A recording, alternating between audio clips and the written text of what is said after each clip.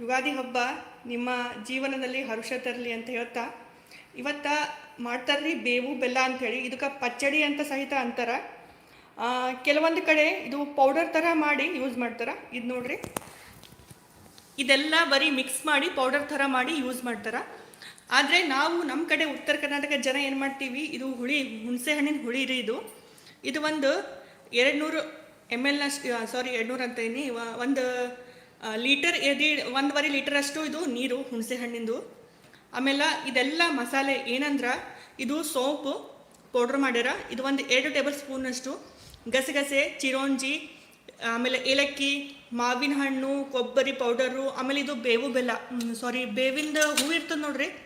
ಇವಾಗ ಹೊಸ ಚೈತನ್ಯ ಎಲ್ಲ ಗಿಡ ಎಲ್ಲ ಎಲೆ ಉದುರಿ ಆ ಹೊಸ ಹೂವು ಹೊಸ ಹಣ್ಣು ಎಲ್ಲ ಹತ್ತುತ್ತೆ. ಈ ಬೇವಿಂದು ಹೂವು ಯೂಸ್ ಮಾಡ್ತಾರೆ ಇದ್ರ ಕಡೆಯಿಂದ. ಆಮೇಲೆ ಇದು ಪುಟಾಣಿ ಪೌಡರು, ಆಮೇಲೆ ದ್ರಾಕ್ಷಿ, ಮಾವಿನಕಾಯಿ, ಇದು ನಾವು ಕಲ್ಸಕ್ಕರೆ ಪೌಡ್ರ್ ಮಾಡೀವಿ. ಕಲ್ಸಕ್ಕರೆನೂ ಹಾಕ್ತಾರೆ, ಆಮೇಲೆ ಬೇಕಾದರೆ ಬೆಲ್ಲ ಕೂಡ ಹಾಕ್ಬೋದು. ಕಲ್ಸಕ್ಕರೆ ಯಾಕೆ ಹಾಕ್ತಾರೆ ಅಂದ್ರೆ ಇದು ತಂಪು, ಕಲ್ಸಕ್ಕರೆ ತುಂಬ ತಂಪು, ಆದ ಕಾರಣ ಕಲ್ಸಕ್ಕರೆ ಹಾಕ್ತೀವಿ ನಾವು. ಆಮೇಲೆ ನೀವು ಬೇಕಾದಂತಹ ಯಾವುದು ಹಣ್ಣು ಸಹ ಯೂಸ್ ಮಾಡ್ಬೋದು ಈ ಬೇವು ಬೆಲ್ಲ ಇದಕ್ಕೆ ಹಾಕ್ಲಕ್ಕ. ನಾವು ಹುಳಿ ಅಂತೀವಿ ಉತ್ತರ ಕರ್ನಾಟಕದ ಜನ. ಇದಕ್ಕೆ ನಮ್ಮಮ್ಮ ಮಾಡ್ತಾ ಇದ್ದಾರ ಹುಳಿ, ನೋಡ್ರಿ ಹೆಂಗೆ ಮಾಡ್ತಾರಂತ. ಹಾಂ ಹಾಕ್ರಿ. ಇದು ಏನು ಹಾಕ್ಲತ್ರಿ ಇವಾಗ? ಕಲ್ಸಕ್ಕರೆ. ಇದು ಎಷ್ಟದ? ಇದು ಪಾವು ಕೆ ಜಿ ಅಂದರೆ 250 ಗ್ರಾಮ್ನಷ್ಟು ಕಲ್ಸಕ್ಕರೆ. 1.5 ಲೀಟರ್ ಹುಣಸೆ ಹಣ್ಣಿನ ಹುಳಿ, ಅದ್ರಾಗ 200 ಗ್ರಾಮ್ನಷ್ಟು ಕಲ್ಸಕ್ಕರೆ ಪೌಡರ್ ಹಾಕಿದ್ದಾರೆ. ನೀವು ಬೇಕಾದ್ರೆ ಬೆಲ್ಲ ಕೂಡ ಹಾಕೋಬೋದು.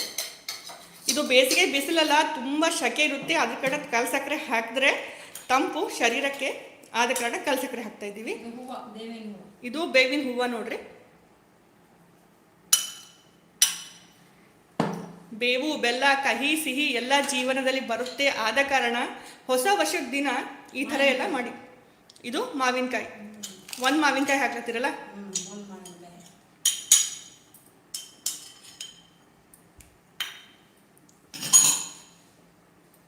ಆಮೇಲೆ ಇದು ದ್ರಾಕ್ಷಿ ಕಟ್ ಮಾಡ್ಕೊಂಡಿರಲ್ಲ, ಒಂದು 100 ಗ್ರಾಮ್ನಷ್ಟು ದ್ರಾಕ್ಷಿ.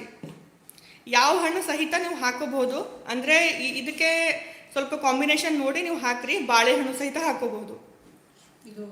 ಇದು ಬಾದಾಮ್, ನೆನೆಸಿಟ್ಟಿರೋ ಬಾದಾಮು.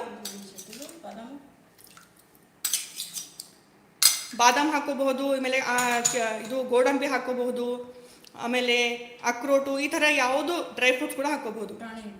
ಇದು ಪುಟಾಣಿ ಹಿಟ್ಟು, ಇದು ಕೂಡ ಒಂದು 100 ಗ್ರಾಮ್ ಅದಲ್ರಿ. ಇದು ಕೊಬ್ಬರಿ ಪೌಡರ್, ಒಣಗಿರುವಂತಹ ಕೊಬ್ಬರಿಯ ಮಿಕ್ಸ್ಚರ್. ಇದು ಒಂದು ಟೇಬಲ್ ಸ್ಪೂನಿಂದ 1.5 ಟೇಬಲ್ ಸ್ಪೂನ್ ಹಾಕೋಬಹುದು ನೀವು. ಇಷ್ಟು ಮಿಶ್ರಣಕ್ಕೆ ಇಷ್ಟು ಹತ್ತುತ್ತೆ. ಆಮೇಲೆ ಇದೆಲ್ಲ ಮಸಾಲೆ 2 ಟೇಬಲ್ ಸ್ಪೂನಷ್ಟು ಸೋಂಪು, ಏಲಕ್ಕಿ ಪುಡಿ 1 ಟೀ ಸ್ಪೂನಷ್ಟು, ಆಮೇಲೆ ಇದು ಚಿರೋಂಜಿ, ಮಳೆಹಣ್ಣು ಅಂತಾರೆ ನೋಡ್ರಿ, ಇದು ಅದ್ರ ಬೀಜ ಹುಗ್ಗಿಗೆಲ್ಲ ಹಾಕ್ತಾರೆ ನೋಡ್ರಿ. ಇದು ಸೋಂಪಿನ ಪೌಡರ್, ಇದು 2 ಟೇಬಲ್ ಸ್ಪೂನು. ಆಮೇಲೆ ಗಸಗಸೆ,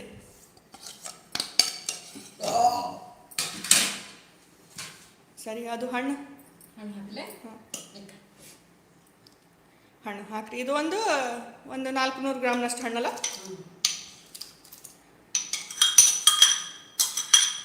ತಂಪಾಗಿರ್ಬೇಕಂದ್ರೆ ನೀವು ಫ್ರಿಜ್ನಲ್ಲಿ ಇಟ್ಕೊಂಡು ಕುಡಿಬೋದು. 1 ಗಂಟೆ 2 ಗಂಟೆ ಫ್ರಿಜ್ನಲ್ಲಿ ಇಡಿ, ತಂಪಾಗುತ್ತೆ. ಬಂದಿರುವಂತಹ ಗೆಸ್ಟ್ಗಳಿಗೆ ನೀವು ಈ ಥರ ಸರ್ವ್ ಮಾಡಿ ಇವತ್ತಿನ ದಿವಸ.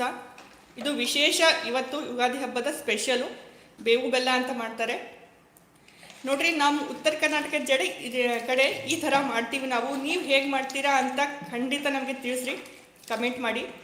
ಹಾಗೂ ನಿಮಗೆ ಇಷ್ಟ ಆಗ್ತದ ಅಂದ್ರೆ ನಮ್ಮ ಚಾನಲ್ ಕೂಡ ಸಬ್ಸ್ಕ್ರೈಬ್ ಮಾಡಿಕೊಡ್ರಿ. ನೋಡ್ರಪ್ಪ, ಇವತ್ತಿನ ದಿವಸ ಬೇವು ಬೆಲ್ಲ ಸ್ಪೆಷಲು ಈ ಥರ ಮಾಡ್ತೀವಿ ನಾವು. ಇದಕ್ಕೆ ಪಚ್ಚಡಿ ಸಹ ಅಂತಾರೆ.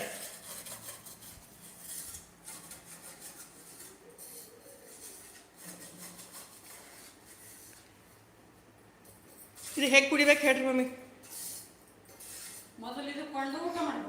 ಫಸ್ಟು ಇದು ಕುಡಿಬೇಕು ಊಟ ಮಾಡೋದಕ್ಕಿಂತ ಮೊದಲು.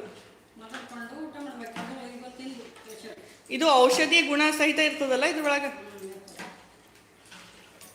ಅದು ಯಾವ ಎಲೆದಾಗ ಹಾಕೊಂಡು ಕುಡಿತಿದ್ರು, ಅದು ಏನೋ ಅಪ್ಪ ಕುಡಿತಿದ್ರಲ್ಲ, ಮುತ್ತುಲ್ ಎಲೆ ಡೊಣ್ಣೆ ಮಾಡ್ತಿರೋ ಅದ್ರಾಗ ಹಾಕೊಂಡು ಕುಡಿತೀವಿ.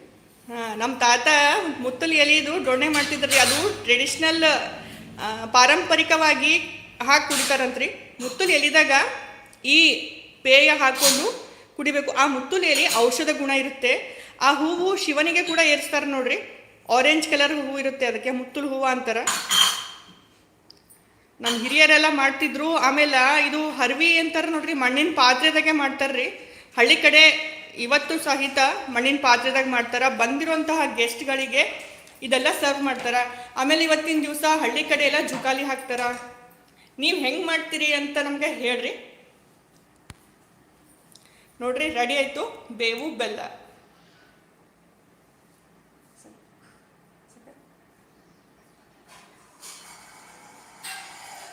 ನೋಡ್ರಿ, ಬೇವು ಬೆಲ್ಲ ತೋರಿಸ್ದೆ ನಾನು. ನೀವು ಕಮೆಂಟ್ ಮಾಡಿ ನನಗೆ ಖಂಡಿತ ಹೇಳಿ ನಿಮ್ಗೆ ಹೇಗೆ ಅನ್ನಿಸ್ತು ಅಂತ.